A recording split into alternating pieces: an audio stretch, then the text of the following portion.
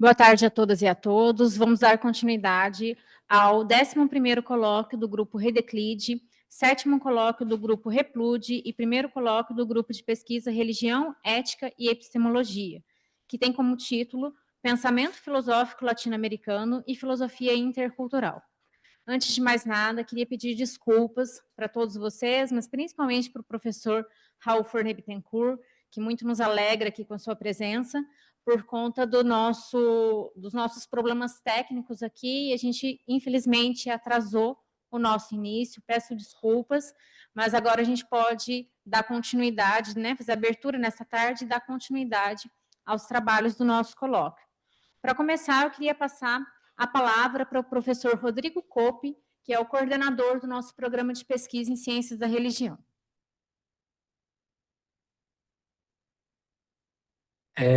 Prezados, boa tarde, espero que vocês estejam me escutando bem. Eu gostaria de dar boas-vindas a vocês. O colóquio Pensamento Filosófico Latino-Americano e Filosofia Intercultural começou ontem, né? Mas hoje, de fato, que nós estamos tendo a abertura oficial. 11º colóquio Redeclide, 7º colóquio Replude, 1º colóquio Religião, Ética e Epistemologia, como a Sara nos disse. É muito importante esses momentos para nós, do nosso programa. Quando a gente fala programa, a gente está pensando nos discentes, nos docentes, nos egressos, né, no pessoal técnico. E esses eventos dos grupos de pesquisa, eles são muito importantes pelo fato de compartilhar pesquisas que estão sendo feitas ali também nos grupos de pesquisa do programa, né? Como vocês sabem, os grupos de pesquisa é onde acontece o debate e aonde a produção acontece, e dali nós criamos toda a estrutura de um programa que tem suas linhas de pesquisa, tem sua área de concentração. Então, gostaria de dar boas-vindas aos discentes, os docentes, egressos, nossos colegas de Minas Gerais, nossos colegas estrangeiros. Nosso muito obrigado e sejam muito bem-vindos mais uma vez no nosso colóquio.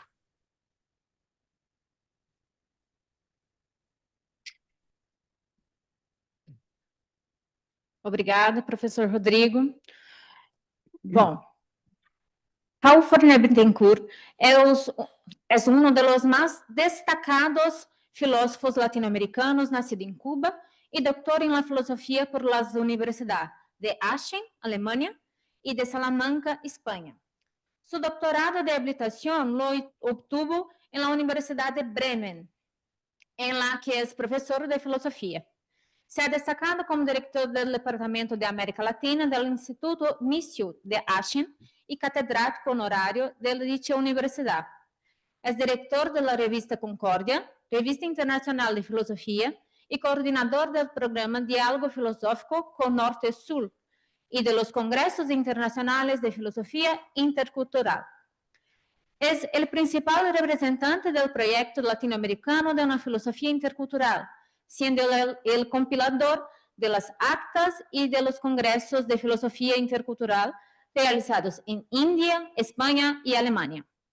Ha escrito muchos trabajos, entre los más recientes, Transformación intercultural de la filosofía, Transformación del marxismo, Filosofar para nuestro tiempo en clave intercultural, Crítica intercultural de la filosofía latinoamericana, La interculturalidad en prueba, y en el año 2007, la comunidad filosófica latinoamericana le hizo un homenaje con el título Pontes Interculturales, y también Religión e Interculturalidad, como su obra.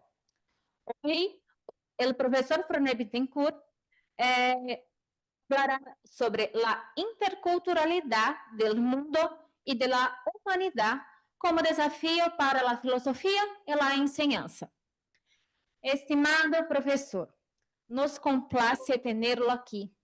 É gran placer para nós poder escuchar e compartilhar con una de las figuras más destacadas de la filosofía intercultural.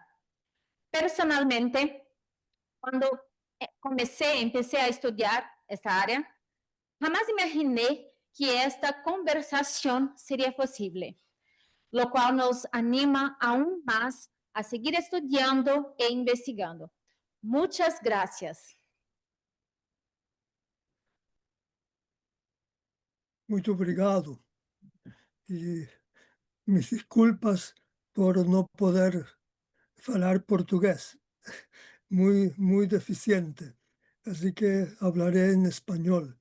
En primer lugar, quisiera agradecer a la profesora Giseli y a la profesora Cristina Borges la invitación para participar en este coloquio que me hubiera gustado, y así estaba planeado hasta hace muy poco, participar personalmente, físicamente, pero como le expliqué a la profesora Giseli, pues problemas de salud me han impedido viajar a Belo Horizonte y estar con ustedes. Así que mis disculpas por esta dificultad, también por los problemas técnicos que se han tenido para esta conexión y el retraso.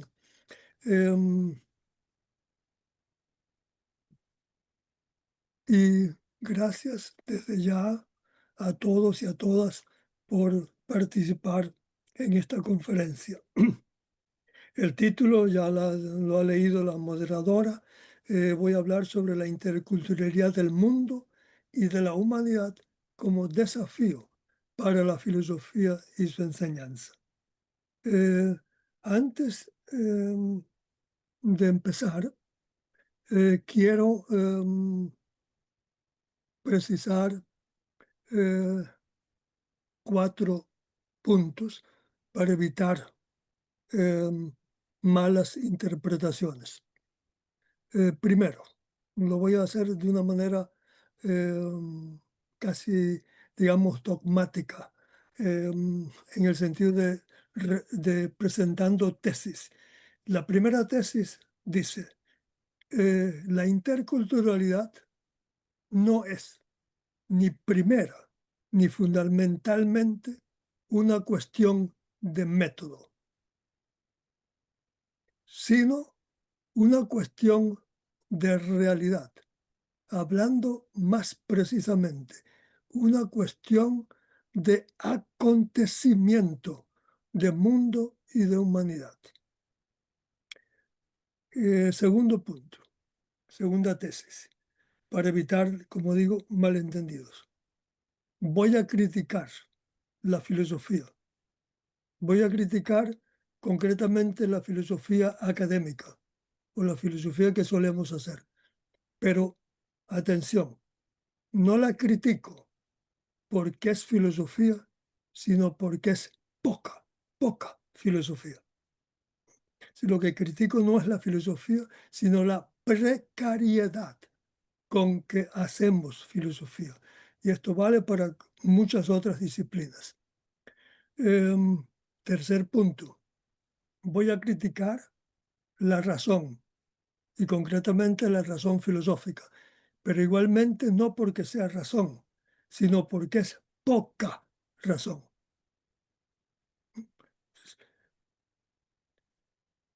Y el cuarto punto, más positivo, esas críticas a la filosofía,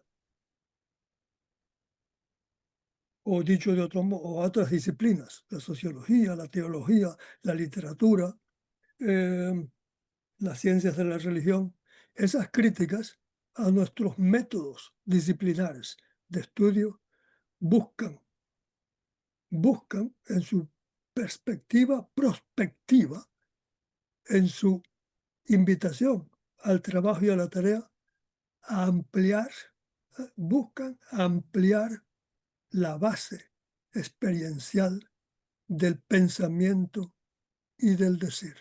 Es decir, cómo buscar caminos para abrir la base experiencial que da fondo, que da sustancia, que da sabor, que da color a nuestra manera de pensar y la que potencia a esa manera de pensar para decir o nombrar las cosas mejor. Es decir, se trata, en definitiva, resumiendo, en la propuesta positiva es ampliar la base de donde se sustenta el pensamiento. Bien, paso al tema de la palestra, la interculturalidad del mundo y de la humanidad. Visto así, dicho así, la interculturalidad del mundo y de la humanidad puede sonar un poco abstracto,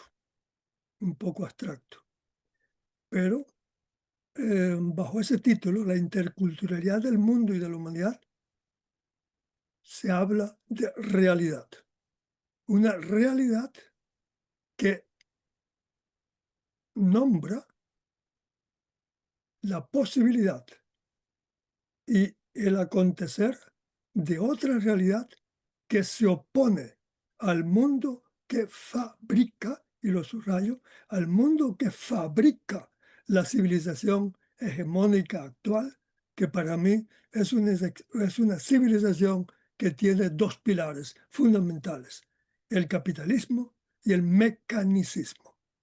Mecanicismo y capitalismo son los pilares de la civilización hegemónica que hoy fabrica el mundo y fabrica seres humanos. Frente a esa realidad fabricada, se opone la realidad a la que apunta el título Interculturalidad del mundo y de la humanidad. Quiere decir, interculturalidad del mundo es una manera de nombrar el acontecer diverso de lo humano y de las realidades regionales, locales, en los distintos rincones de lo que llamamos mundo y que abren desde esos rincones a formas propias y determinadas, locales, justamente locales, regionales de convivencia. En este sentido, el título Interculturalidad del mundo y de la humanidad es un título que yo uso para resumir lo que yo llamo la interculturalidad intensa, la interculturalidad que, que se diferencia de lo que se llama la interculturalidad funcional. En muchas administraciones públicas se administra interculturalidad, se administran diferencias culturales. Esto es una interculturalidad funcional para funcionarios. Pero también está otra interculturalidad, la interculturalidad crítica, que usamos muchos filósofos, muchos sociólogos, muchos literatos, que es mucho más avanzada, mucho más profunda, porque da elementos para leer críticamente la realidad del mundo. Pero entonces, frente a esas dos maneras de entender interculturalidad, de practicar interculturalidad, la manera funcional y la manera crítica, yo creo que ha llegado la hora de hablar de una interculturalidad intensa. Una interculturalidad intensa que quiere decir la interculturalidad que no viene de nosotros, sino que viene del alma del mundo, del proceso de acontecimiento del mundo. Y en este sentido, esta interculturalidad que brota del mundo mismo, que brota del alma del mundo, que brota de la manera diversa en que los seres humanos viven y conviven en sus regiones, en sus áreas, en sus geografías, esa interculturalidad que es anterior a toda palabra y concepto, porque es parte del sustento de la vida cotidiana, esa interculturalidad se opone a ese mundo supuestamente global y planetario que hoy, con soporte digital, se está imponiendo como el mundo por el que deberíamos seguir todo. Con esto debe entenderse bien. Es decir, no quiero negar que exista un mundo global. Lo que quiero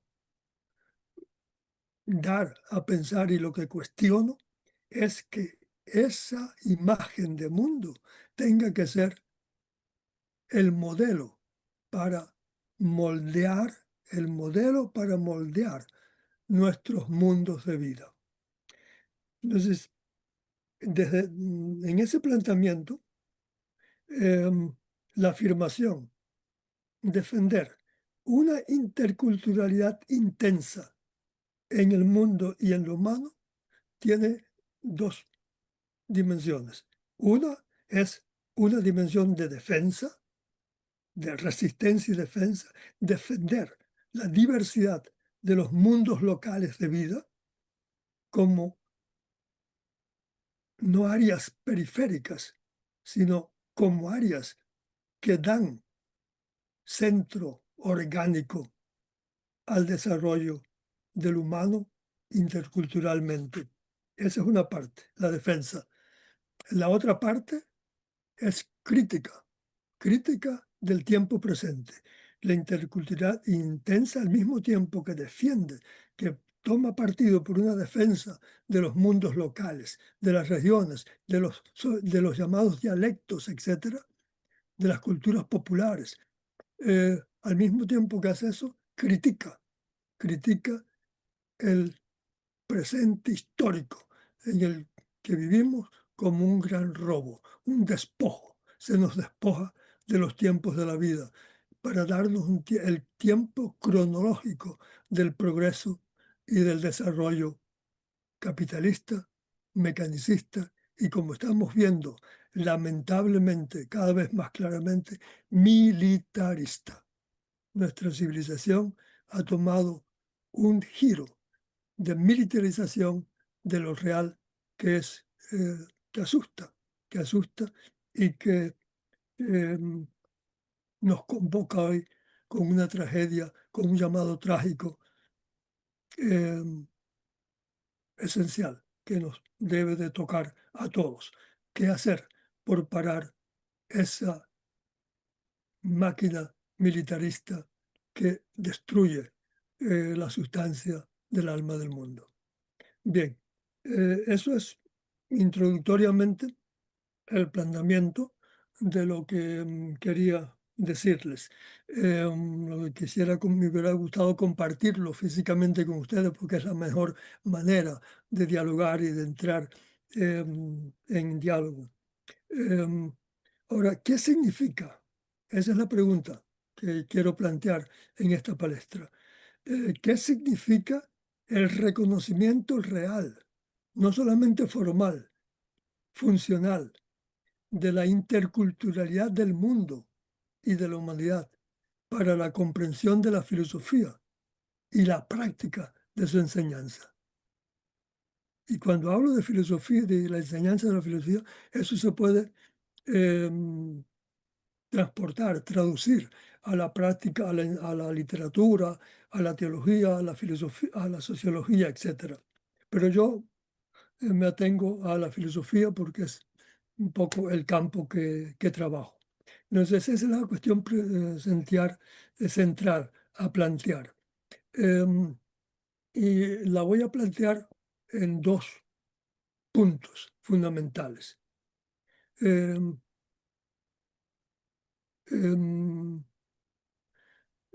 Primero en dos puntos, los dos primeros puntos, digamos. Voy a poner en tres puntos. En los dos primeros puntos haré una especie de enmarque contextual de la cuestión central. Unas breves consideraciones sobre cada uno de los dos aspectos que he destacado antes: la defensa de la pluralidad de los mundos de la vida y la crítica al globalismo mecanicista. Y en El punto tercero, el último de la palestra, que voy a dividir también en dos aspectos. Cuestionaré primero el sentido actual de la enseñanza de la filosofía y luego en un segundo aspecto trataré de explicar el desafío que constituye hoy la interculturalidad del mundo para la filosofía y en consecuencia para su enseñanza. Bien, entonces el primer aspecto, la afirmación, el primer punto, la afirmación de la interculturalidad del mundo implica defensa de la diversidad de los mundos de la vida. Esa es la tesis de este primer punto. Trato de explicar brevemente. Parto de la convicción de que es el palpitar de la vida y la convivencia humanas en las regiones del mundo, lo que hace posible la resonancia y la experiencia de mundo como un tejido en proceso real intercultural. Si el mundo mismo, si la humanidad misma, si nosotros los seres humanos, en nuestra manera de hacernos humanos, de humanizarnos, de buscar la mejoría de nuestro ser y la mejoría de nuestro mundo, si esos procesos vitales, existenciales, contextuales, no fuesen interculturales, no tendría ningún sentido hablar de filosofía intercultural. Entonces, por eso defender es fundamental la defensa de los mundos de la vida como lugares que dan casa, que dan hogar. En cada mundo de la vida, el mundo y lo humano tienen una casa, un hogar. Y que esos lugares, esas casas, por precarias que puedan parecer, por locales que puedan parecer, por apretadas que puedan parecer, son insustituibles en su singularidad para el plural proceso de generación, de gestación de la densidad del sentido del mundo. No del sentido, de la densidad del sentido del mundo. Toda particularidad contribuye a dar densidad a lo que llamamos mundo y a lo que llamamos humano. Esta perspectiva muestra contra la percepción unilateral e interesada de la situación actual desde el horizonte del proyecto mecanicista hegemónico, que la interculturalidad del mundo no es una idea que se obtiene mediante la visita a museos de antropología cultural o por la consulta de historias de la cultura. Es decir, que no es una idea que habla de realidades de una época pasada, sino que representa la cara actual que nos ofrece el mundo en el horizonte que dibujan esos hogares, esas casas que le da la humanidad en los diversos territorios que habita. Ya que esos lugares, sea en la Patagonia o en la Amazonía, esos son lugares con tradiciones de sentido que alimentan la densidad del mundo. No son mudos o inertes espacios geográficos. Destaco la visión de los mundos de la vida como fuentes de densidad del sentido del mundo, mas no lo hago para insistir en que la interculturalidad del mundo es algo actual y ratificar su importancia como eje de generación de realidad de nuestro presente histórico. Mi intención al subrayar esa vitalidad de los mundos de la vida es la de subrayar la calidad de los mundos de la vida, la calidad de esos mundos que esto donde hace que relucir realmente el fondo no visible del mundo. Es adentrarse hacia la cara no visible, ¿no? En el primer plano. Estamos muy acostumbrados, o sobre todo hoy, en tiempos de digitalización y de la tiranía de las imágenes y de lo visible, a no atender al fondo desatendido. Por eso le llamamos no atender a ese otro fondo del mundo. Y para eso nos ayuda esa defensa de los mundos de la vida. Me refiero a que los mundos de la vida son universos, por ejemplo, lingüísticos, entendiendo lingüístico en un sentido amplio. Me detengo un momento en este aspecto, porque es importante para la recuperación de la importancia de los lenguajes, para calar en ese mundo, fondo no visible del mundo. Los mundos de la vida se generan, constituyen y articulan como tales mundos de vida, como casas del mundo, mediante el lenguaje por el que con palabras o con otras formas de expresión acogen y recogen el sentido de lo que en ellos acontece. Esto es el lenguaje con que expresan las significaciones de las cosas, los sentimientos, las oportunidades, los logros, los amores, los desamores, los fracasos. En una palabra, las historias de esperanza y contrariedades. ¿Cómo nombramos esas historias? ¿Cómo nombramos la esperanza que nos mantiene? ¿Cómo nombramos las contrariedades que nos aplastan? Esa es una forma, ese nombre, esa manera de nombrar deja huella en nuestros mundos de la vida. Son marcas que lo marcan justamente como tal región. Esta es la Patagonia y no es la Amazonía, y viceversa. Esas marcas que llevan las regiones del mundo. Para eso constituye ese lenguaje.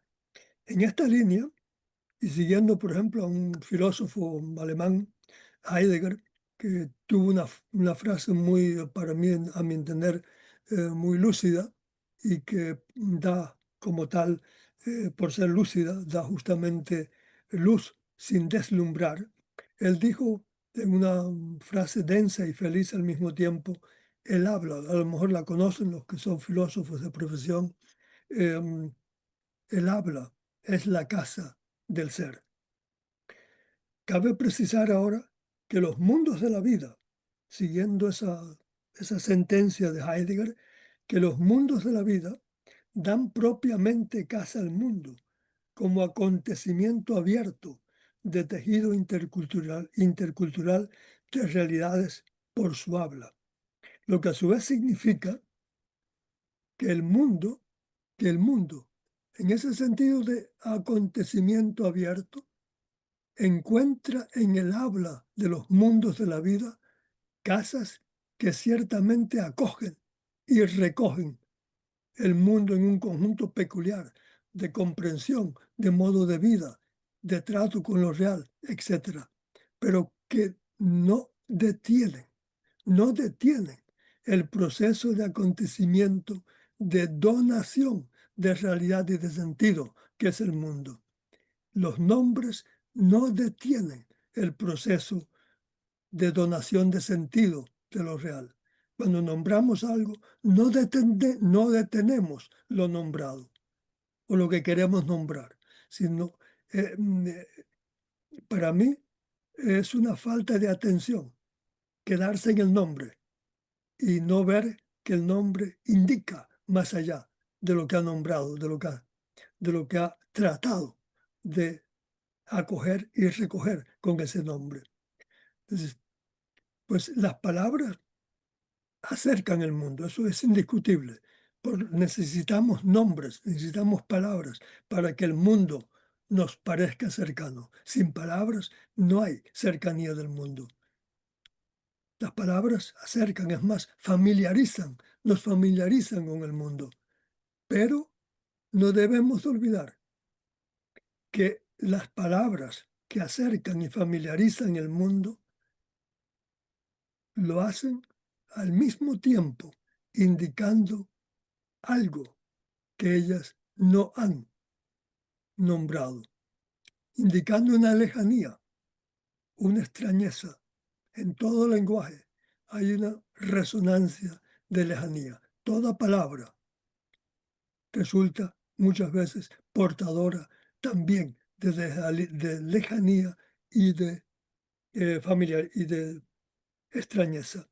En el habla de los mundos de la vida encuentra, por tanto, el mundo casas en el sentido de lugares de estancia, en los que no se acalla nunca, no se silencia nunca el resonar de la distancia y lo lejano, de la concerta del mundo. En esa tarea de la vida y la convivencia humana que hacemos todos los días, la proximidad y la distancia son hermanas gemelas.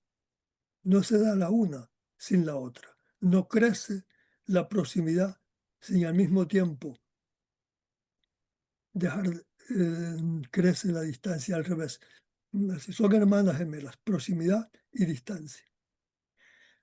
Por eso, en la casa que nuestros lenguajes conceden al mundo como acontecimiento abierto, la escucha y el silencio son dimensiones tan esenciales como la dimensión de la palabra expresa. Es más, la dimensión de la palabra expresa supone como su condición de posibilidad de las dos primeras, siendo además en la conjunción de las tres, en la que él habla de un mundo de la vida concreto, puede abrirse a la experiencia de la pobreza de sus palabras, para decir el acontecer del mundo en su inconmensurabilidad, y aceptado el límite, aceptando esa pobreza de sus palabras, prestar oídos a la interpretación o a la interpelación de las palabras y los silencios de otros mundos de la vida. Sin la experiencia de la pobreza de la propia palabra, no hay apertura a la alteridad de la palabra del otro. Necesitamos sentirnos pobres en nuestras palabras, experimentar la necesidad de la palabra del otro. De esta manera, las lenguas de los diferentes mundos de la vida serían vivenciadas como casas que crecen justo en la medida en que sus palabras profundizan en la comprensión del sentido que las habita, en la conciencia de que no son más que formas contextuales, temporales de expresarlo, y por tanto necesitadas de seguir en camino. Por esta experiencia, las lenguas de la humanidad testificarían que son los caminos por los cuales los seres humanos aprenden en su propia lengua a decir cosas que nunca antes habían dicho. Y testificarían de esta manera también que la interculturalidad intensa no se expresa en una especie de nueva lengua franca, sino en y por el coro de las lenguas propias que crecen en su capacidad de escucha y resonancia. Dejar que en nuestras lenguas resuene la lengua, el habla del otro. Hasta aquí esta consideración sobre por qué la interculturalidad intensa implica la tarea de defender los mundos locales de la vida y concretamente sus modos de hablar, las falas de estos mundos, la manera de falar. Esta cuestión es además central central para una pregunta que trataré en el tercer punto y que tiene que ver justamente con el lenguaje propio de la filosofía y que podría aplicarse al lenguaje de los sociólogos, al lenguaje de los teólogos, de los literatos, etcétera, de los etnólogos, etcétera. Y es, esta es la pregunta, ¿son las palabras de la filosofía palabras de un saber propio que la filosofía alcanza por su propio trabajo? ¿O son palabras que vienen de más allá, de otro lugar más remoto y más lejano que la filosofía misma como disciplina? Las palabras de nuestras disciplinas son un invento de las disciplinas o tienen una sustancia de vida, una sustancia de mundo, una sustancia de humanidad que rebasa los límites. Esa es una pregunta que dejo abierta y que retomaré al final cuando hable en el tercer punto del desafío que plantea la interculturalidad intensa para la filosofía.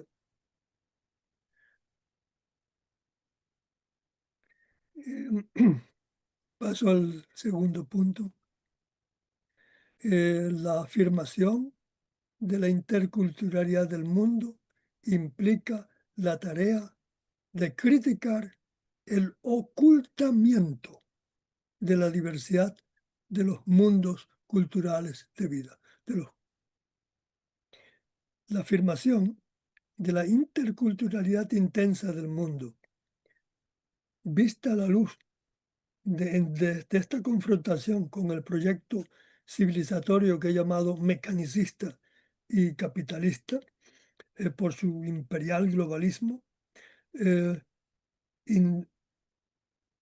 indica una confrontación directa con esa pretensión de acabar con la pluralidad en la que se sustenta la sustancia y el lenguaje intercultural del mundo. En este punto me limitaré a mencionar 3 aspectos que a mi modo de ver son importantes para una comprensión más completa del marco histórico en que se plantea hoy esta cuestión del desafío de la interculturalidad para la filosofía o para las disciplinas académicas en general. En conexión con esa crítica al ocultamiento de la diversidad de los mundos de la vida. Son tres notas que las nombro también rápidamente. La primera nota o la primera observación es en la línea de la indicación hecha en el apartado anterior sobre el habla y los mundos de la vida. Cabe agregar ahora el giro en la significación del lenguaje que se da con el desarrollo de lo que vuelvo a citar a Martin Heidegger, lo que él llamó el lenguaje formalizado, la formalización del lenguaje. Este giro, que es un cambio que requiere el lenguaje mismo, en el lenguaje mismo para el desarrollo de un mundo, para planificar un mundo, hay que formalizar el lenguaje, se presenta hoy como un proceso transversal que agudiza la tendencia fundamental de hacer del lenguaje un simple instrumento para formalizar el mundo y poder de esta manera estructurar y articular la logística que requiere la civilización moderna para el funcionamiento de su imagen de un mundo planificado. Subrayo la palabra logística porque estamos ante un mundo que cada vez necesita menos lógica, menos logos y cada vez necesita más logística. O dicho de otra manera, en un mundo que por su proyecto mecanicista reduce,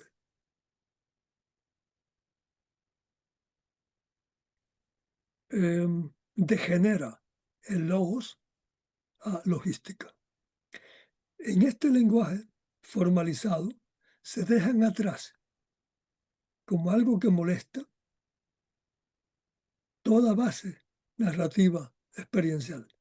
En el lenguaje de un mundo reducido a una logística de signos y datos, de un mundo que avanza con una construcción programada, en ese mundo palabras como nacimiento y muerte, generación y origen, procedencia, son palabras que obstaculizan la aceleración del ritmo mecánico de la civilización. Segunda nota.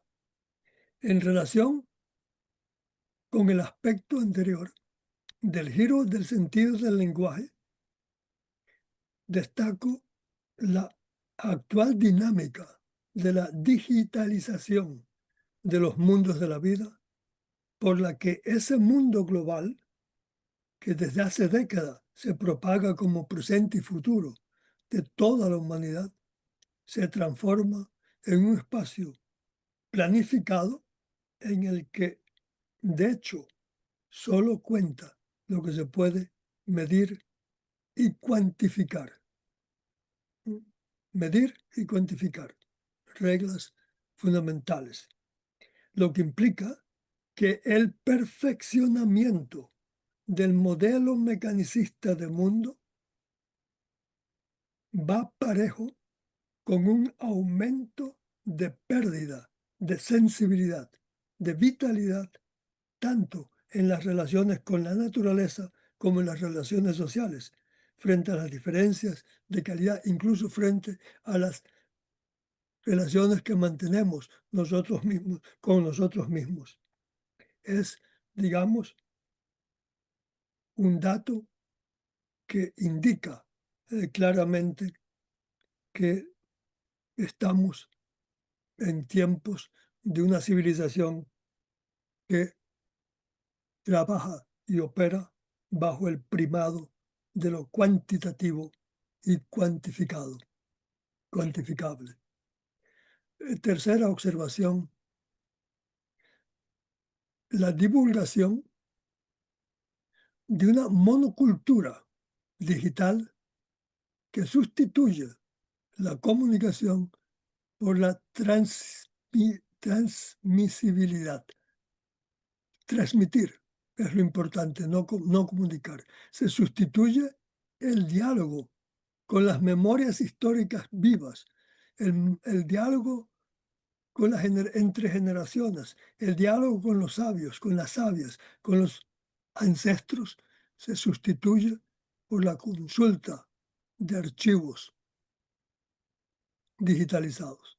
Una cultura que es el reflejo tanto de la pérdida del sustento contextual del lenguaje, el primer aspecto del que hablé, como de la pérdida de sentido para las diferencias cualitativas, que era el segundo aspecto, y que de esta manera conduce, a pesar del incesante aumento de datos sobre el mundo de la humanidad, a una nueva forma de solipsismo.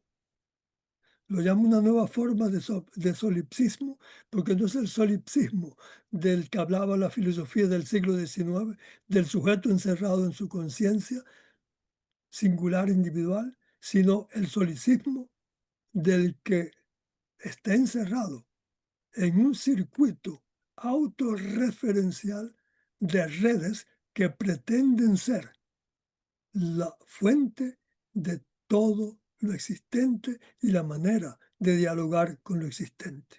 Eso es una nueva forma de dualismo cultural. Estos tres aspectos son importantes, como dije, para complementar la crítica intercultural al mecanicismo del mundo global, hegemónico y su mecanicismo.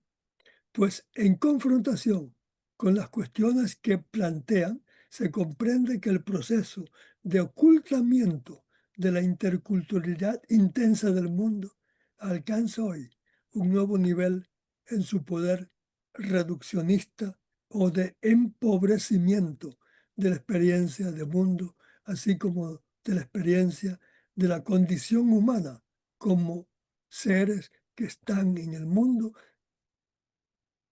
quiere decir, como seres que están en un lugar del mundo.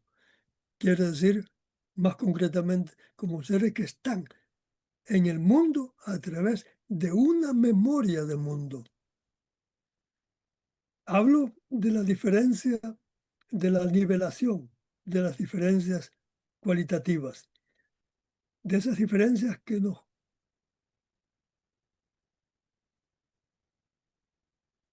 empujan, que nos impulsan al pulso del mundo.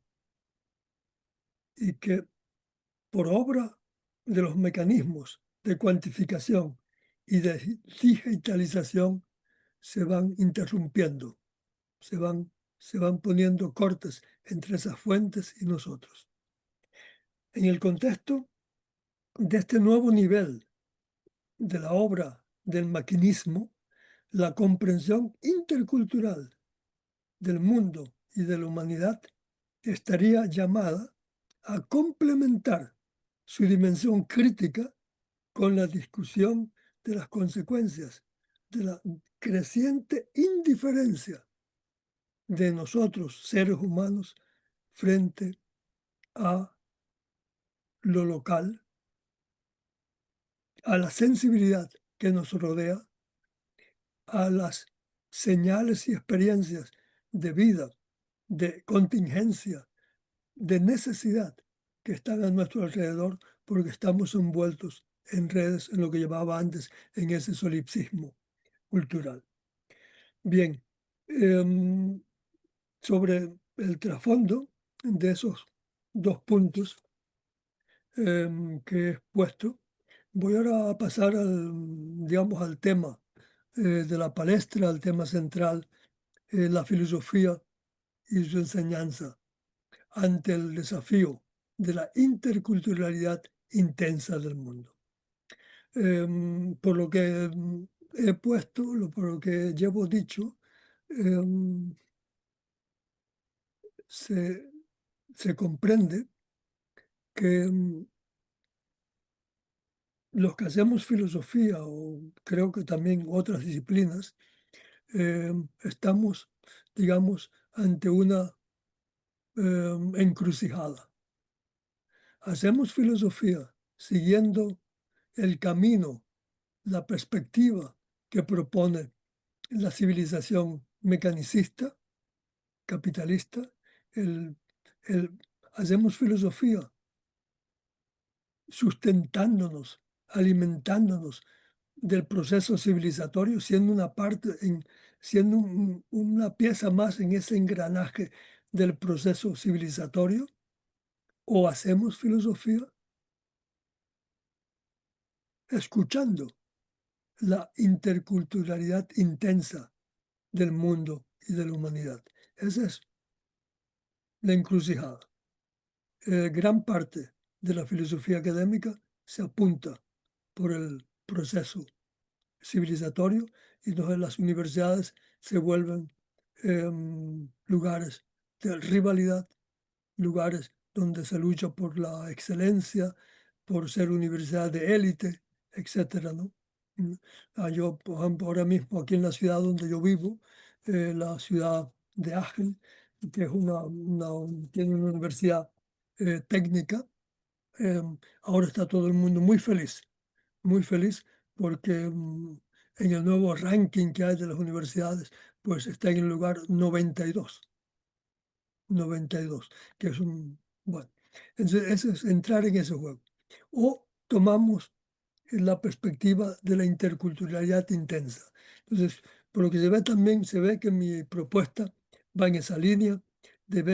La filosofía debe seguir, y esa es la apuesta, es la toma de posición de la filosofía intercultural. La filosofía debe de apostar por escuchar la interculturalidad intensa del mundo y ver cómo acompaña la defensa de los mundos de la vida y la crítica del sistema que nos coloniza. Así que en este apartado trataré de explicar este posicionamiento de la filosofía intercultural ante esa encrucijada. Seguir la vía civilizatoria o seguir ponernos a la escucha de la interculturalidad intensa. Entonces, el primer punto. Dentro de este tercer apartado, decía, hay dos puntos. El primer punto es la cuestión del sentido de la enseñanza de la filosofía. Innegable, me parece a mí, que como en otros muchos ámbitos de la vida profesional y de la vida en general, también en la enseñanza de la filosofía se es heredero de hábitos que condicionan la comprensión del sentido, cómo hacemos lo que hacemos. Son hábitos. Aprendemos tales, y hacemos filosofía, sociología, literatura, tal como indican esos hábitos académicos. De modo que en la práctica actual de la enseñanza de la filosofía se puede constatar que en su normalidad académica, por nombrarlo así, es heredera de hábitos que se consolidaron, sobre todo a partir de la mitad del siglo XIX, con la incorporación sistemática del estudio de la historia de la filosofía en las universidades europeas y del mundo, ¿no? Como ejemplificación, como ilustración de esta afirmación, nombro tres hábitos que me parecen que son importantes. Primero, primero, el hábito de considerar que la filosofía que hay que enseñar se encuentra en las bibliotecas o en las enciclopedias filosóficas y que por tanto el sentido de la enseñanza de la filosofía es familiarizar al alumno con textos y consiguientemente darle el instrumentario para que haga un buen estudio exegético de esos textos. Segundo, ese primer punto se puede resumir como en un primado de lo escrito. Tenemos un hábito que nos lleva a primar lo escrito, darle primacía a la escritura, dejando, por ejemplo, toda la oralidad afuera. Segundo hábito, el hábito de comprender y enseñar la historia de la filosofía como una historia de argumentaciones.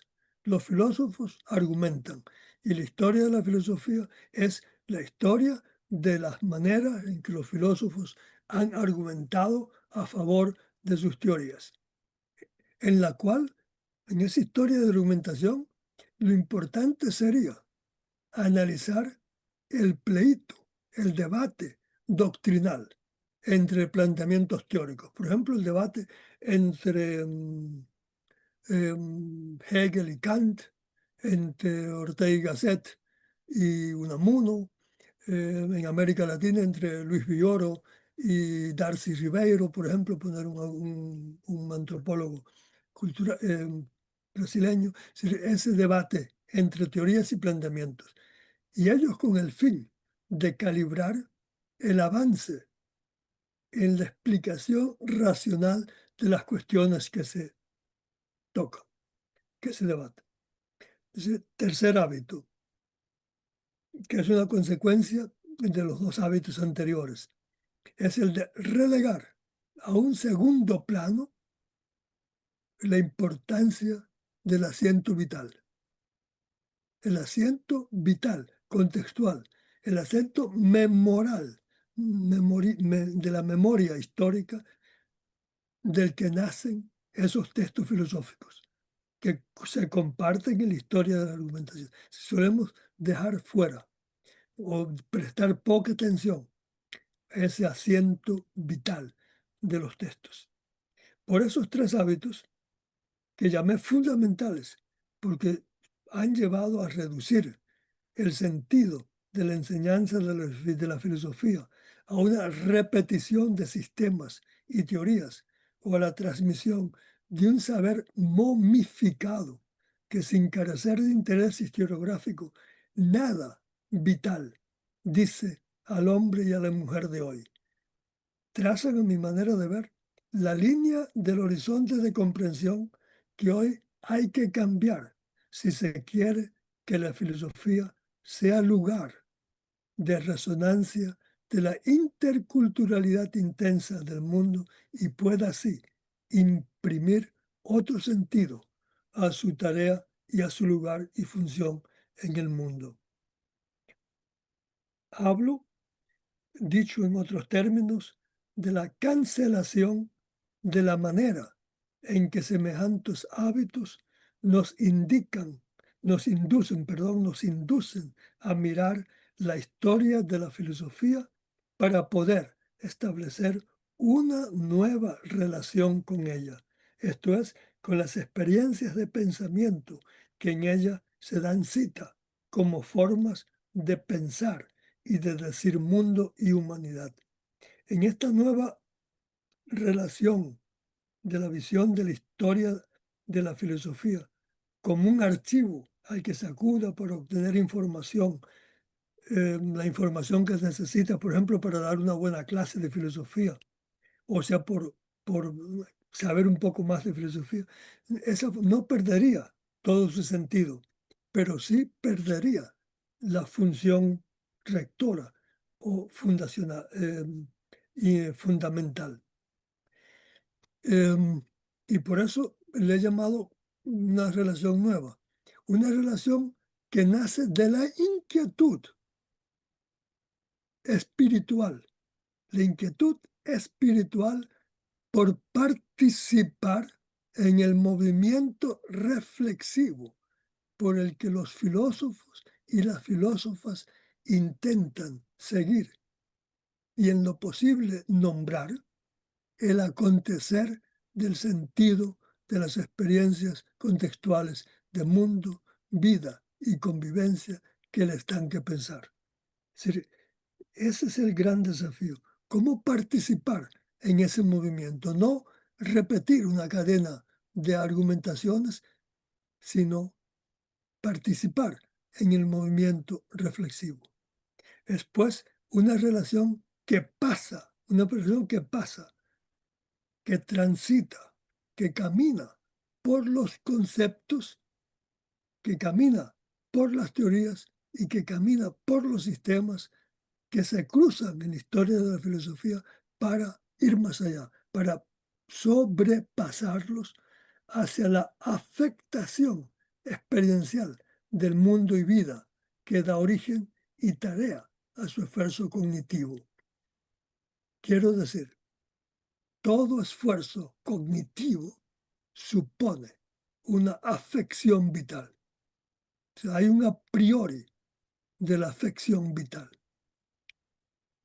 Es de ser afectado por la vida es lo que mueve el movimiento, lo que impulsa el movimiento reflexivo. Hay un a priori de la afección. Busca esa nueva relación, relacionarse con lo que está detrás, cual respaldo y fondo de los intentos de identificar el sentido de lo real que se registran en la historia de la filosofía. En ese movimiento de sobrepasar los lenguajes de la filosofía en la dirección del fondo de afección primera, originaria de la vida, hacia el cual señalan las palabras de sus lenguajes, radica, a mi modo de ver, la condición para leer las palabras de los lenguajes de la filosofía como posibilidades de explicación y traducción de una inteligencia, de una afección inteligente de lo real originario que no es ni invención ni propiedad de ninguna filosofía ni de ninguna disciplina particular. Pero este cambio de calidad en la relación entre filosofía y su historia, y por consiguiente también el sentido del enseñar la filosofía, encuentra a su vez la condición de su posibilidad en una metamorfosis de la conciencia que tiene la filosofía de sí misma. Es necesario sufrir esa metamorfosis, no de la filosofía, sino de la conciencia que la filosofía ha heredado de sí misma. Y ese es el desafío a nivel intrafilosófico, el desafío fundamental a ese nivel intrafilosófico de la filosofía intercultural. Y eso es lo que trato de explicar ahora en este segundo punto que sigue. El segundo punto. La filosofía ante la interpelación de la interculturalidad intensa del mundo y de la humanidad. Para la filosofía, léase, digamos, para los que hacemos y las que hacemos filosofía, sea en la academia o fuera de la academia, la interculturalidad del mundo y de la vida, especialmente en un contexto civilizatorio como el actual, que trata de encubrir y de silenciar esa interculturalidad intensa y sus lugares de resonancia, representa, como dije, el principio, el principio del desafío, o mejor, simplemente el desafío que debe seguir el camino alternativo de la afirmación de la pluralidad de los mundos de la vida. Y ahora debo explicar que para la filosofía este desafío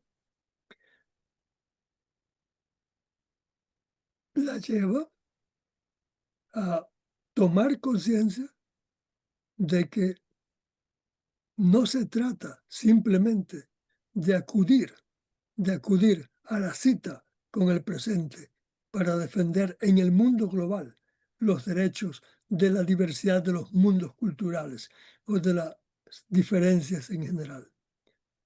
Porque lo que deja oír en nuestro presente histórico la interculturalidad intensa del mundo y de la vida es ante todo un grito de auxilio, un grito de auxilio, un socorro, pedir socorro. El desafío consiste, dicho en una frase, en una interpelación a los y a las que hacemos filosofía para que acudamos al socorro del alma herida del mundo. De ahí la necesidad de la metamorfosis de la filosofía a la que antes me refería. Pues sin dicha transformación no podrá la filosofía, es decir, nosotros los que hacemos filosofía, decir aquí estamos ante la imploración de socorro de un mundo dañado, profundamente dañado en su orgánico tejido intercultural. Ahí en Brasil, por ejemplo, tienen ustedes el grito de socorro de la Amazonía, entre otros, ¿no? A eso me refiero. Escuchar ese grito del alma herida del mundo. En este proceso de transformación y o renacimiento de la filosofía, es un proceso complejo que envuelve todos los campos de lo que llamamos investigación filosófica y que además requiere a nivel personal una revisión a fondo de los hábitos de pensar que hemos adquirido por el predominio de una enseñanza eurocéntrica y burguesa. Por eso, es decir, para no exceder los límites de esta palestra, me limito ahora a enumerar 3 momentos que considero nucleares para la metamorfosis intercultural de la conciencia de la filosofía y con ello para poder dar un giro en la enseñanza de la filosofía. Primero, reconocer, reconocer el primado de la palabra del mundo y dejar que el habla del mundo, con sus múltiples acentos y llamados dialectos, no sé si en portugués se entiende la frase española, sacar de sus casillas. Saquen que la palabra, esa palabra primera y originaria del mundo, saque de sus casillas los lenguajes especializados de nuestras disciplinas, en este caso de nuestras filosofías. Dicho con una metáfora académica, dejar la cátedra de la palabra al diverso acontecer del mundo y reconfigurar el oficio de los profesores y profesoras de filosofía en el sentido de auxiliares de cátedra, auxiliares del maestro que comenta y explana la lección del maestro a su manera y según sus posibilidades. Es decir, dejar la primera palabra a la intensidad del mundo. Segundo, y como consecuencia de ese primer momento, reconocer la superioridad de la escucha sobre la visión. Quiero decir, entender que en el proceso de intelección del mundo, de lo real, el escuchar, el experimentar la pobreza de la propia palabra de la que hablaba antes y ponerse a la escucha de otras palabras, es escuchar, ese prestar oído al mundo en su polifónico acontecer y especialmente en su grito de auxilio, lleva más lejos que la postura teorética ante sus formas de manifestación, porque esa escucha es la que facilita el ethos y el pathos, lo que nos lleva a la empatía con lo que escuchamos. Y dejándonos guiar por ese entendimiento, asumiría la filosofía que está en el mundo, como están ustedes ahora sentados en un auditorio, en el que tienen, primero que todo, guardar silencio y prestar atención a lo que en ese auditorio se está escuchando y además ver las tonalidades de resonancia según el diverso lugar que se ocupa en el auditorio del mundo. En una palabra, hasta ahora hemos repetido siempre, la filosofía ofrece visiones del mundo. Lo que yo quiero decir es, está bien, la filosofía debe ofrecer visiones del mundo, pero quizás primordialmente lo que hoy día tiene que aprender la filosofía y contribuir a hacer es desarrollar acústicas del mundo. Tercer punto, y de cara específicamente a la práctica de la enseñanza de la filosofía, acompañar el estudio de autores y textos con pausas de silencio, para que no nos aturda el ruido conceptual que con tanta frecuencia provocan las disputas internas entre intelectuales o entre los textos que leemos, y podamos interrumpir por el silencio el flujo del ruido de esos discursos en controversia, con el fin simplemente de detenernos a reflexionar desde nuestra situación histórica, de nuestro asentamiento cultural, el momento de las heridas del mundo, del alma del mundo. Es decir, detenernos a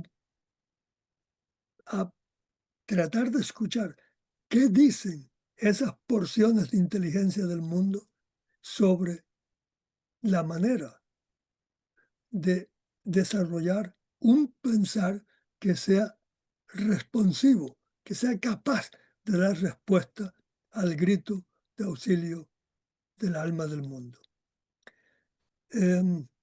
Estos tres momentos se entienden como una secuencia de un movimiento único, que es el movimiento de volver a asentar la filosofía en sus mundos de la vida. Y desde esos mundos de la vida abrir nuevos espacios para enseñar la filosofía como inteligencia de convivencia y de cultivo con la primera vecindad en que nos sale al encuentro la realidad, la cercanía del otro. Esos espacios que son los que, para retomar esos espacios son, retomando la pregunta que dejé abierta sobre el origen de las palabras de filosofía, esos espacios serían los lugares donde podríamos nosotros y deberíamos responder a la pregunta de dónde vienen las palabras con las que hablan nuestras disciplinas. ¿De dónde vienen? ¿Qué pretenden esas palabras nombrar? ¿Qué quieren nombrar? ¿Qué ocultan cuando nombran? De esa manera, cuando detienen con ese nombre las cosas. Creo que esa es la tarea de una filosofía que se reencuentre con el alma del mundo, con las heridas que lleva el alma del mundo, se reencuentre a sí misma como un camino de sanar el daño que padecemos hoy como humanidad y como parte de un cosmos orgánico. Bien, eso es lo que yo en este momento que me hubiera gustado, repito de nuevo, compartir físicamente con ustedes, pero ya digo, por las razones indicadas no he podido. Muy obrigado.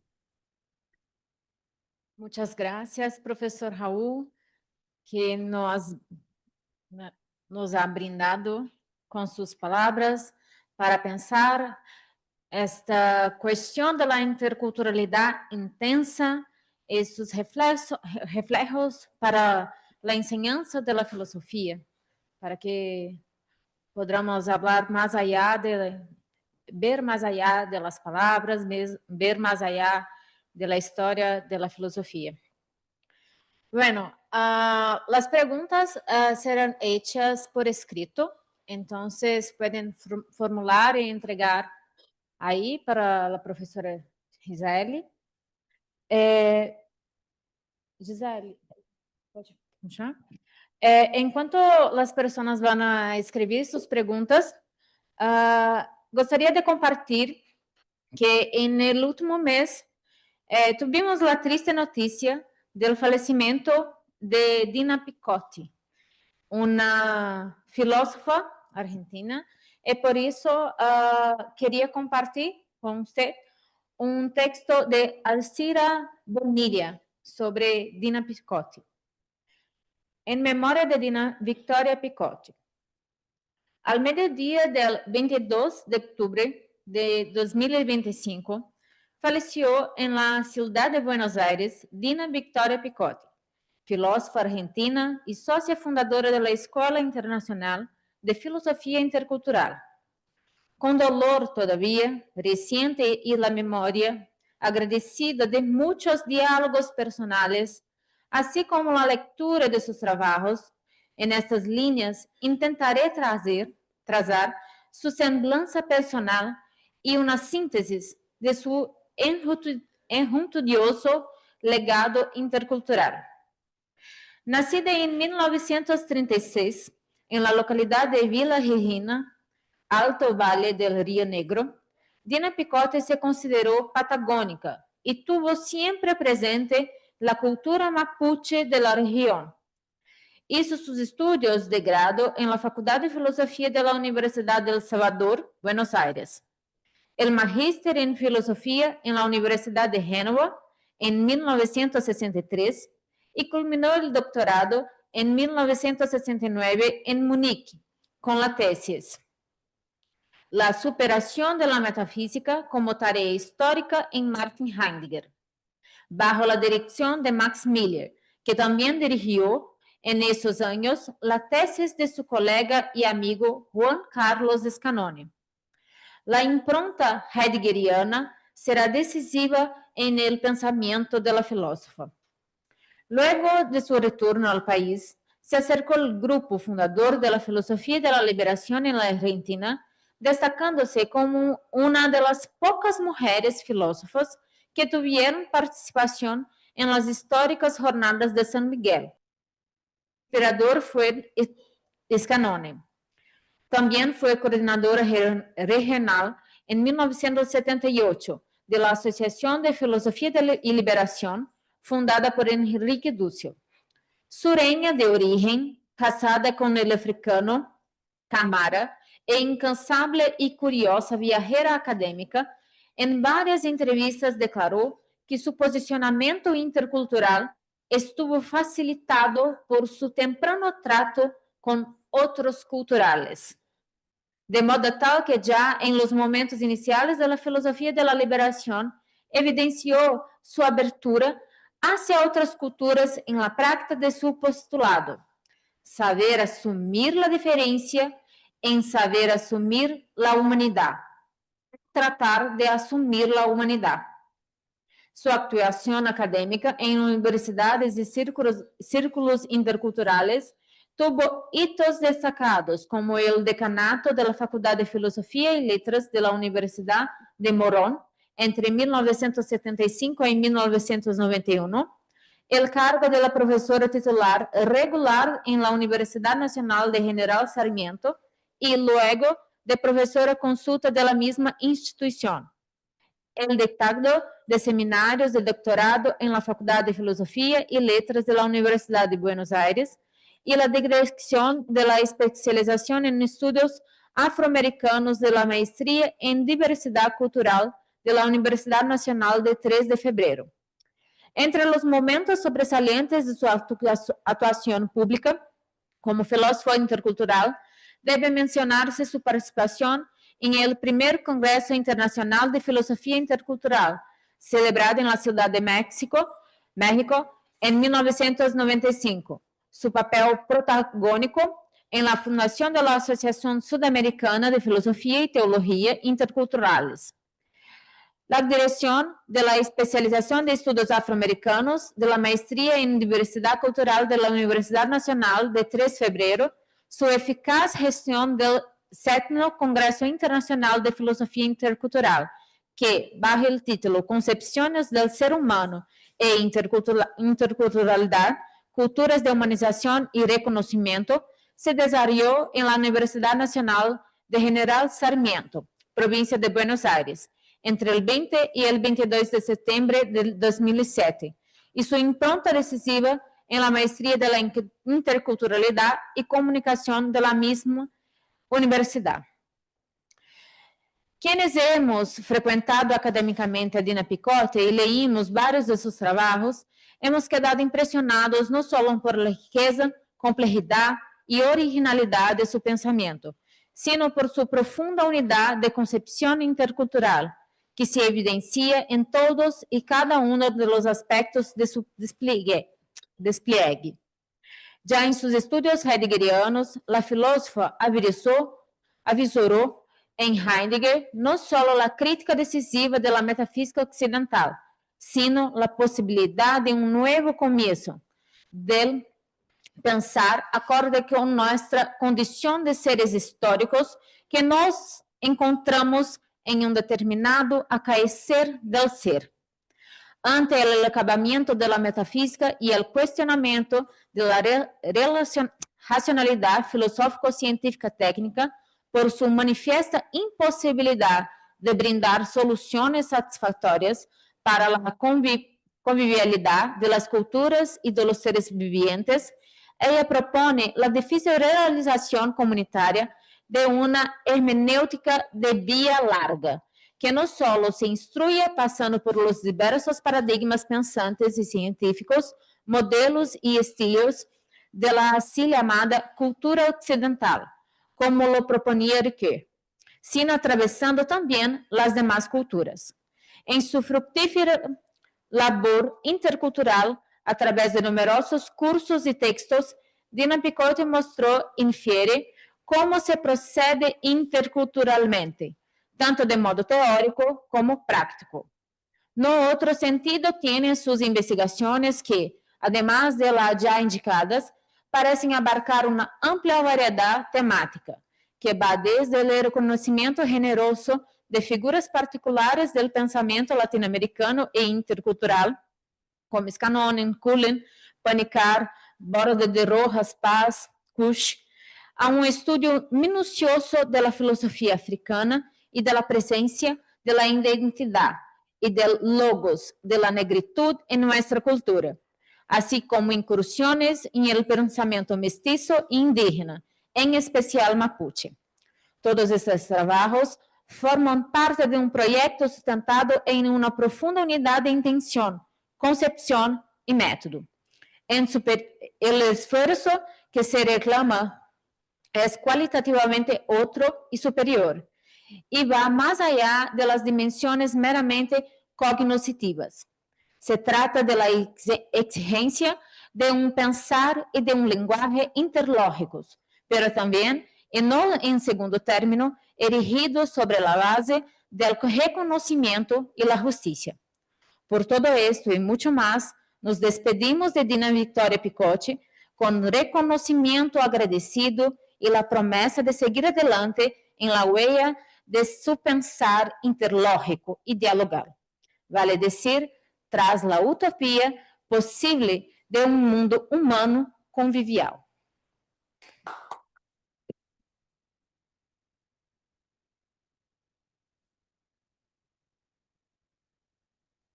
Essas são, Gisele, ler junto essas? Professor, bueno, voy a leer en portugués para que creo que será mejor para compreender. Nós temos 3 perguntas aqui, uma aqui da Márcia, 2 da Márcia e do professor Ruberley, e uma da Marina. Vou ler as 3 para o senhor, para que possa comentá-las de forma conjunta. A primeira: qual a contribuição da interculturalidade do mundo na elaboração de políticas públicas? E a pergunta do professor Ruberley: o senhor citou que a interculturalidade não é um método, e sim uma realidade. Qual seria um método para o diálogo intercultural? Se o senhor tiver alguma dúvida, eu posso repetir ou posso tentar traduzir. E a terceira pergunta é a pergunta da Marina. Enquanto o mundo, para Heidegger, diz de uma dimensão dos seres, o mundo da vida e seus sentidos, onde e como você resgata o mundo da Terra? Onde coexistimos com seres outros, não humanos, e o qual é mais originário?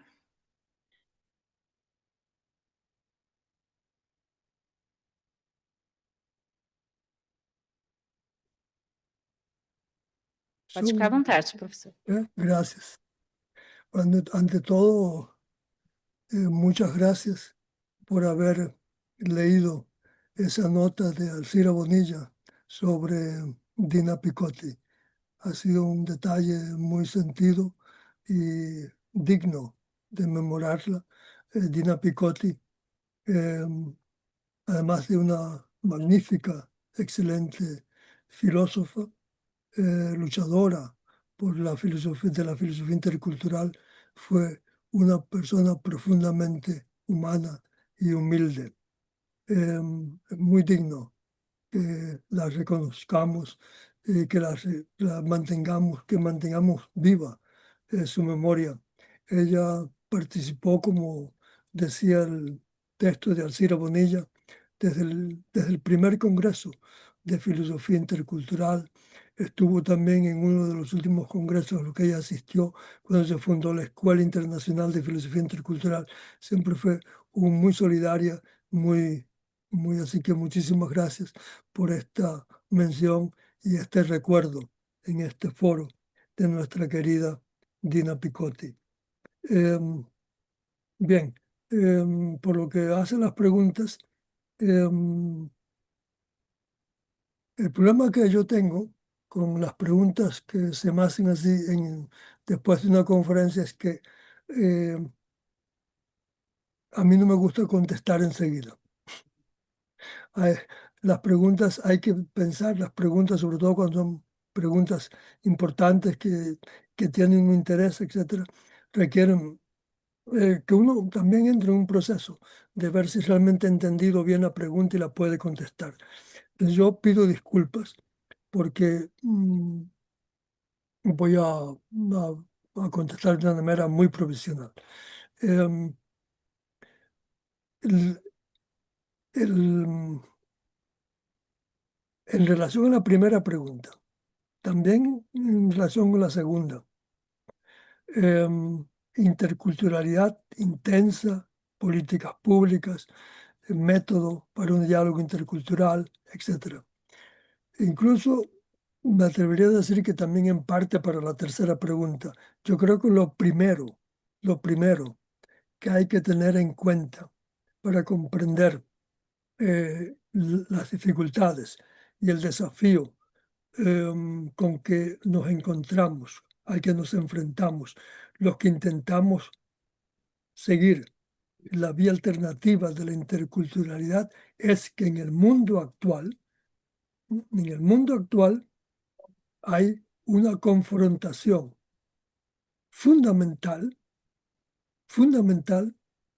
que yo la llamaría la confrontación en la que se expresa la contradicción planetaria que atraviesa transversalmente todos los mundos de la vida.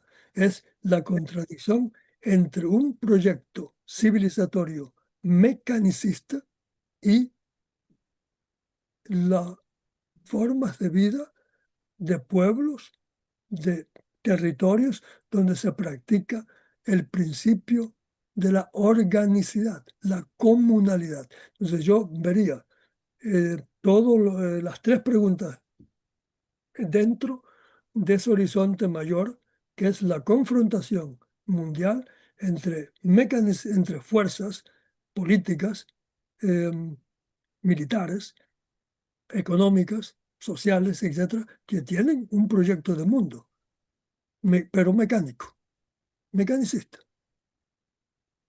donde todo lo que significa territorio, comunalidad, organicidad, cercanía a la naturaleza, tiene que ser arrasado, porque no tiene sentido. Entonces, dentro de ese horizonte, diría, la interculturalidad intensa y las políticas públicas. No hay impacto. Las políticas públicas son políticas que normalmente responden a un proyecto mecanicista. Por eso distinguía al principio la interculturalidad intensa de la interculturalidad funcional. Porque eso es raptar es raptar la idea de la interculturalidad, hacer de la interculturalidad una cuestión que se pueda administrar en oficinas públicas. Pero no, el gran desafío es, y es lo que trata, por ejemplo, los movimientos sociales que se inspiran de la idea de la interculturalidad intensa, es promover redes de vecindad, regenerar lazos comunales. En muchas regiones hay universidades donde se aprende la vida comunal, los saberes comunales. Por ejemplo, en la región de México, en Oaxaca, hay toda una universidad muy potente, ahora tiene mucha proyección, saberes comunales. Entonces, cómo esos saberes comunales se hacen parte de políticas públicas. Entonces, en primer lugar, descolonizar los territorios. No políticas públicas estatales, no, regionales, territoriales. Entonces, habría que plantear un proceso de largo aprendizaje para hacer de las políticas públicas políticas de servicio comunal y no políticas públicas entendiendo lo público como un monopolio del Estado y donde en el centro de esas políticas está la educación para ciudadanos cosmopolitas, ciudadanos híbridos que aprendan a manejarse bien en el nuevo mundo que viene técnico y tecnológico y mecanicista. Más en concreto, eso es muy rápido, también porque creo que se nos va el tiempo, ¿no? En respecto a la primera pregunta. Más en concreto a la segunda pregunta. El método para un diálogo intercultural. Yo creo que el método para la base, es mi experiencia, no quiero generalizar, pero es mi experiencia, es lo que yo creo que puedo decir desde un fondo de vida, desde un fondo vivencial.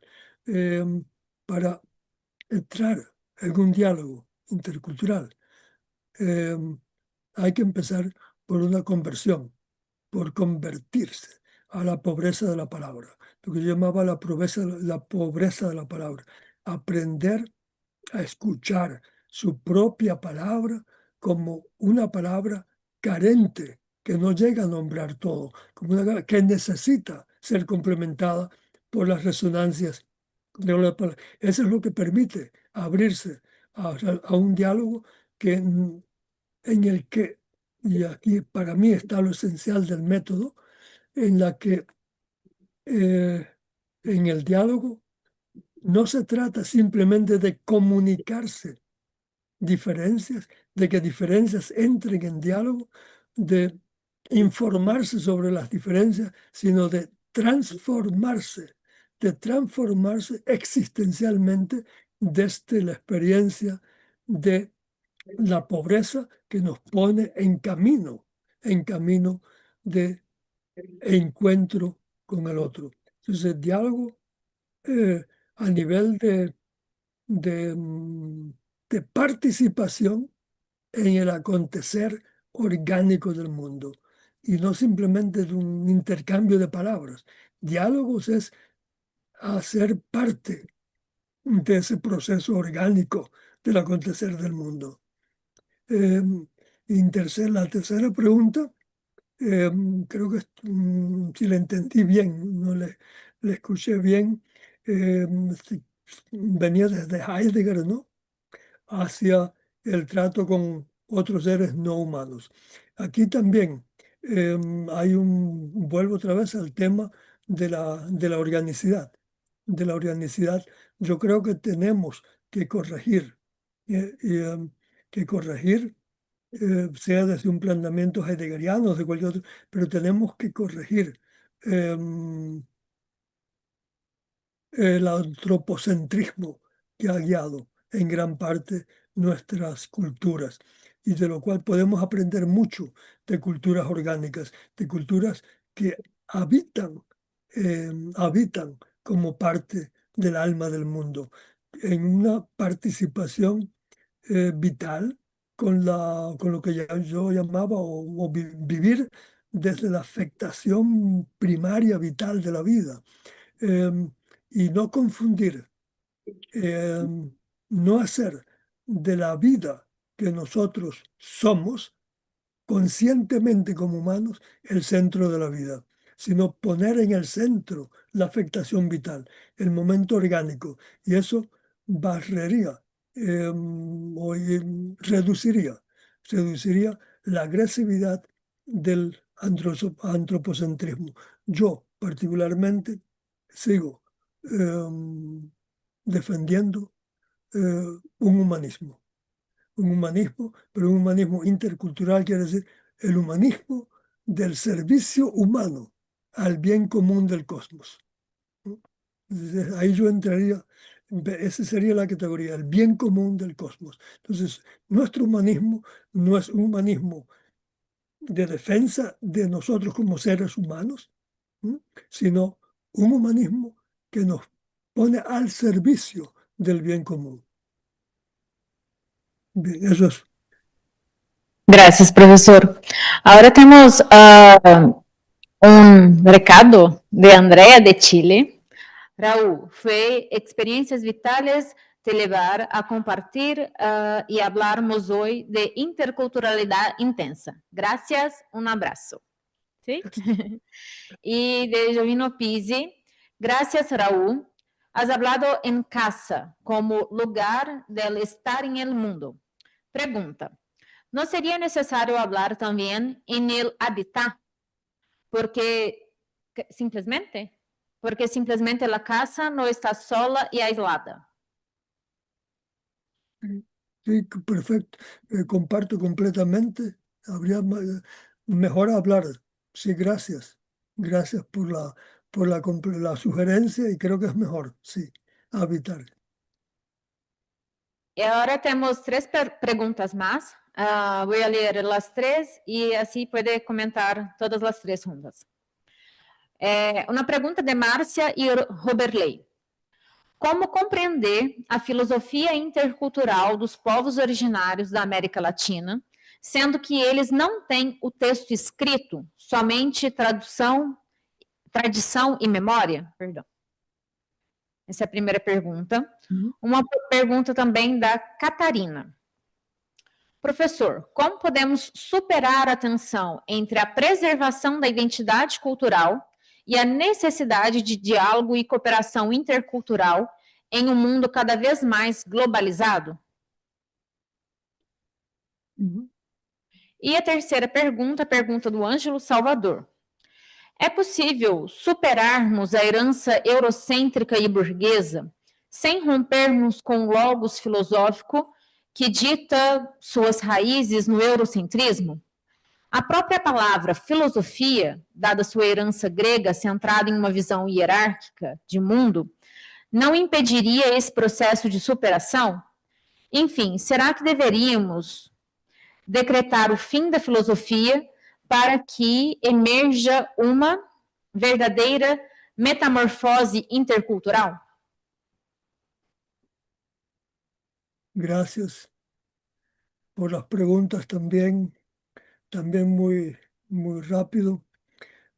Son preguntas que realmente darían para un gran diálogo, son preguntas para tocar al horario de un seminario.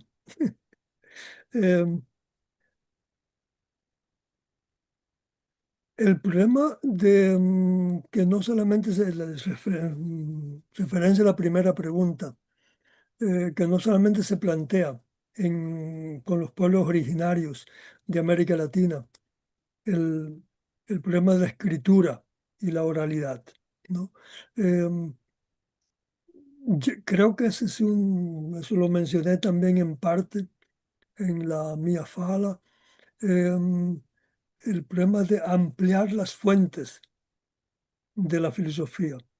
Cuando hablaba del primado de lo escrito, y me refería a que hemos subestimado la oralidad. Pero nosotros no estamos, nosotros los de procedencia europea, blancos, no estamos, no estamos acostumbrados, no tenemos hábitos de trabajar con la oralidad, pero creo que es una de las formas que habría es descubrir, por ejemplo, la conversación como fuente de filosofía. Las conversaciones, juntarse, hablar, no escribir un artículo, sino buscar los problemas. Hablaba de las redes de vecindad, si juntar gente, buscar en los barrios donde vivimos, es grupos de reflexión y de fala, donde realmente la oralidad es un vehículo del pensar. Yo creo que ahí es una cuestión que desde un punto de vista disciplinar filosófico, es una cuestión metodológica, ¿qué hacer? ¿Qué hacer? ¿Cómo hacer filosofía con metodologías orales? ¿Cómo, cómo, cómo trabajar la oralidad sin matar la vitalidad de la oralidad? Eh, la memoria histórica, las memorias son orales, cuando son solamente orales. Sí, creo que ese sería un tema que nosotros planteamos a nivel de ampliación de las fuentes de, eh, del acontecer de la filosofía. Eso está en relación con la tercera pregunta, pero bueno, mm, volviendo, pasando a la segunda, es también un tema muy delicado, eh, muy, muy controvertido, que da mucho que pensar, sobre el que habría mucho que decir. Yo me voy a limitar a decir lo siguiente: las identidades